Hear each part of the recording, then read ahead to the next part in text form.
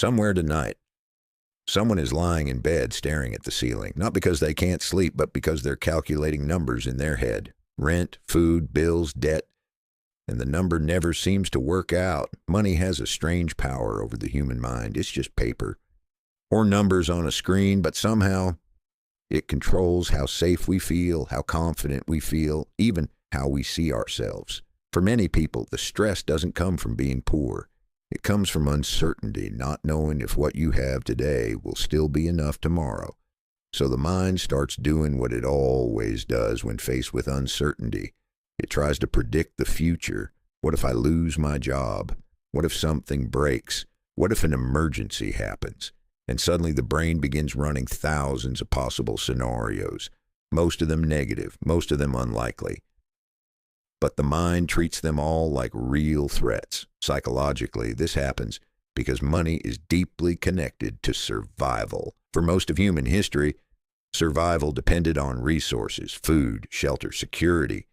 When the brain detects instability in those areas, it reacts the same way it would react to danger. Stress, alertness, constant thinking. But the modern world introduced a strange complication. Today, survival isn't just about having enough. It's also about comparison. We don't just measure our situation by what we have. We measure it by what others have. Someone always seems to be doing better. Driving a nicer car, living in a bigger house, traveling more. And slowly, money stops being just a tool for living. It becomes a measurement of success, of status, of self-worth. This is where the stress becomes psychological, because now the question is no longer, do I have enough to live? The question becomes, am I behind everyone else? And that question has no clear answer, because there will always be someone earning more, someone spending more, someone appearing more successful.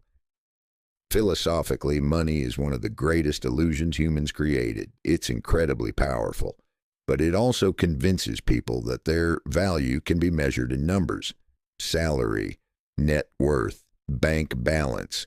But if that were true, the richest people in the world would automatically be the happiest. And reality shows us something very different. Money can solve many problems, but it cannot solve the deeper ones: purpose, meaning, connection, peace of mind. Still, money stress remains one of the most common anxieties people experience. Not because people are greedy, but because stability matters. The real danger happens when financial stress becomes mental prison, when every thought begins to revolve around scarcity, when the mind becomes trapped in constant calculation. What can I afford? What if something goes wrong? What if I'm never financially secure?